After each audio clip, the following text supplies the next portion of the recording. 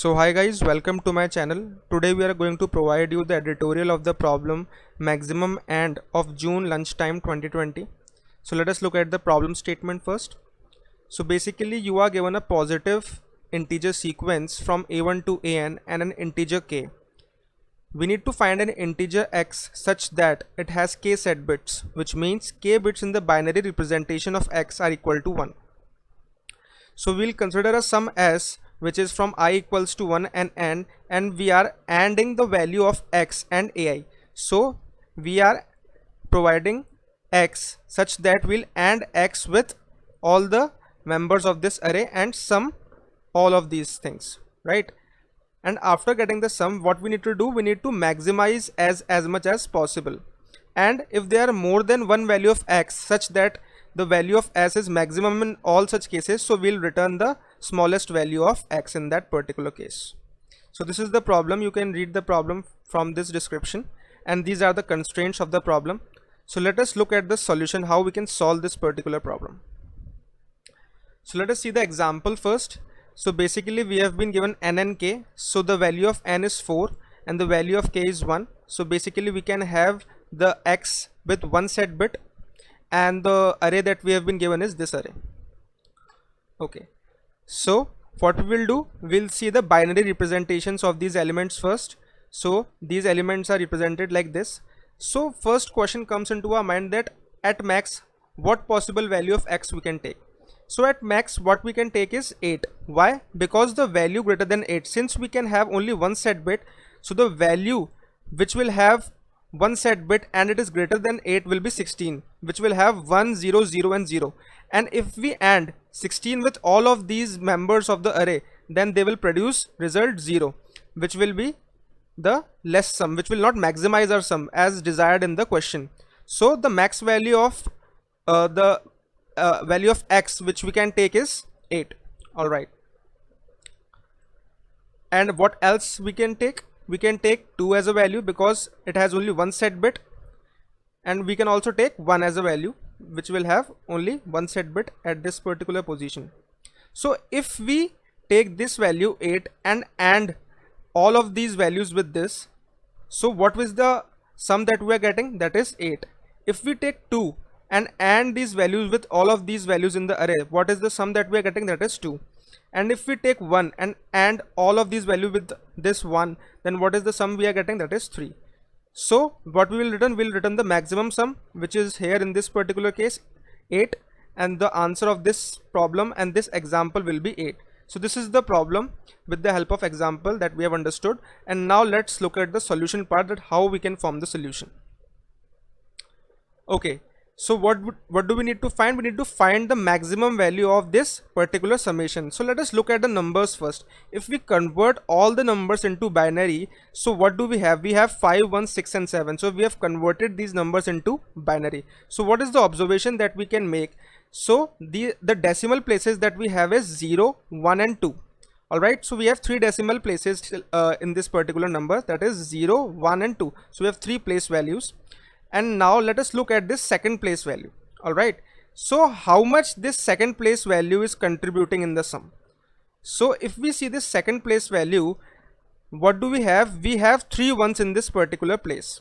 All right, so we have 3 ones in this particular place. So how much it is contributing? The place value is 2, so the binary representation will be 2 to the power 2, that is 4. And how many ones are we having at this particular position? That is 3. So the total contribution of this particular place will be 4 into 3, that is 12.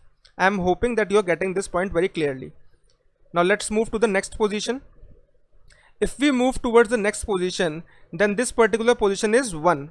So the place value is this at this position is 1. So the binary representation will be 2 to the power 1. So 2 to the power 1, and how many ones are there at this particular position? That is 2. So what is the contribution of this particular place value to the whole sum is 2 to the power 1 into 2, that is 4. Now let's move towards the last position. Alright, so what is the place value? That is 0, and the binary representation will be 2 to the power 0. And how many ones are there at this particular position? That is 3. So 2 to the power 0, that is 1 into 3 will be 3. So this particular position is contributing 3 to the overall sum, and if we add all of these values, then we'll get the overall sum, that is 12 plus 4 plus 3, that is 19. And also what we can do, we can check it, 7 plus 6 plus 1 plus 5, that is also 19. So we are getting overall sum, but we have managed to find out the overall contribution of each place value in the overall sum. So this is one of the important point in this problem. Okay, so now we have clearly understood that each place value has its own contribution in the given sum.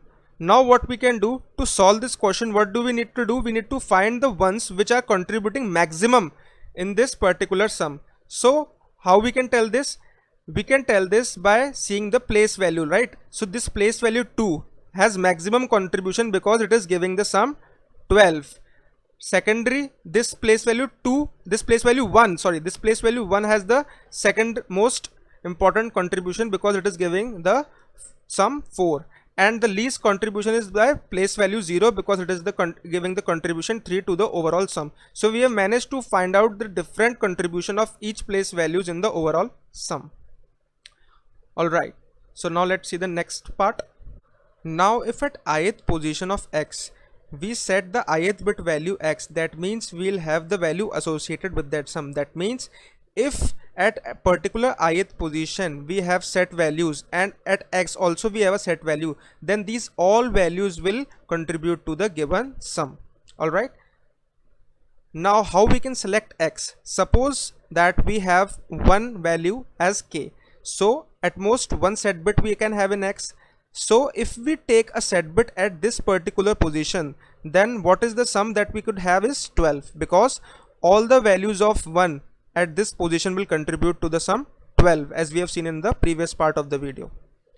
If we had 1 as a set bit in x, then what is the sum that we can get? That is 4, because all of these values will contribute to the sum 4. And if we have a set bit at this particular 0th position, then what the sum we can have is 3. So for different values of x we can have different possible sums, but if the value of k is 1, then what amongst these values of x, what we will choose? We'll obviously choose this particular value because it is giving us the maximum sum, as we have seen, because this place value will give the maximum result of sum, that is 12. But what happens if we take the value k equals to 2? So now we need to choose two values of 1 which will give us the maximum results. It is easy to find because one value is giving us the sum 12, and amongst these two values what we will choose? We'll obviously choose the value with sum 4, because the overall sum will be maximum, that is 16 in this particular case. So the two ones if we need to choose, then what we will choose? One at this particular place value and one at this place value.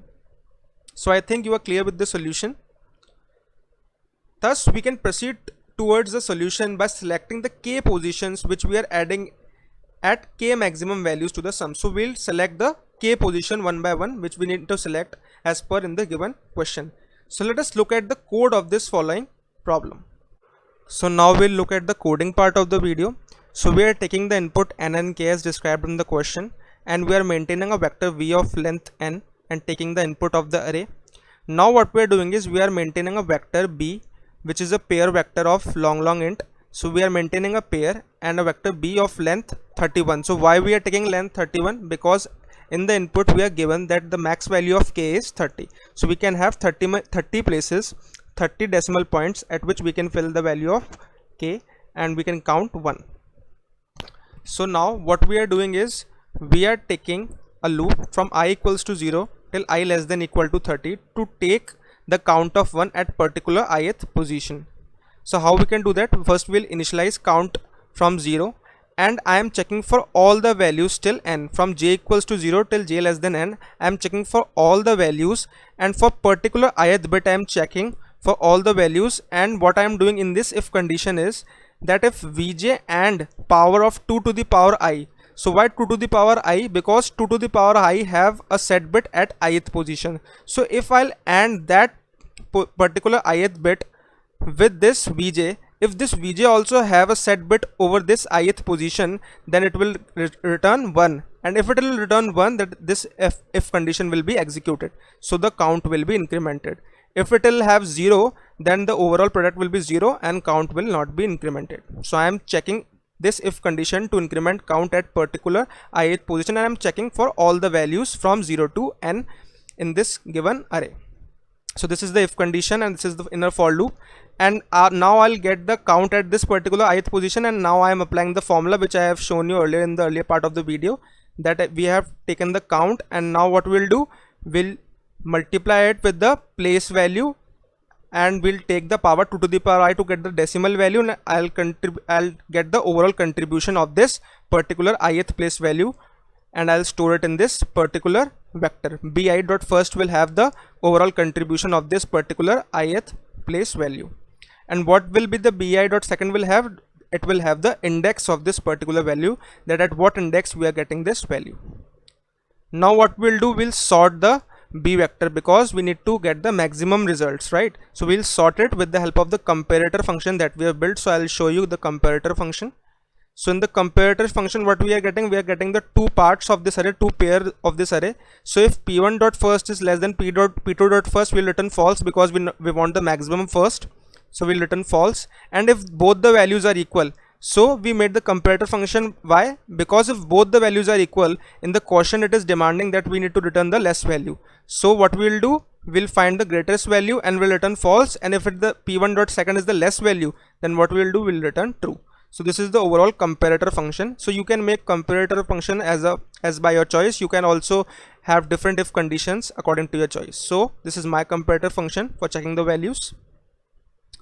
Now at last what we will do, we'll initialize the overall answer with 0, and for k values, since we can have at most k values, so at k values what we are getting is, we are getting the contribution. We have stored the contribution in the b vector. So for particular place value, we have sorted all the place value according to the contribution that we are getting.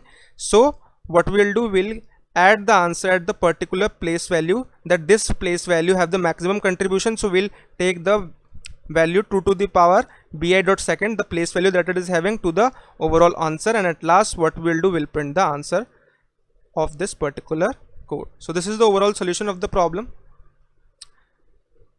So if you have still any doubts about this problem, you can comment us in the comment section below, and if you also have a better approach, then you can also comment us. If you do like our efforts, then please share our videos with friends, and please do like, share and subscribe our channel. Thank you for watching the video.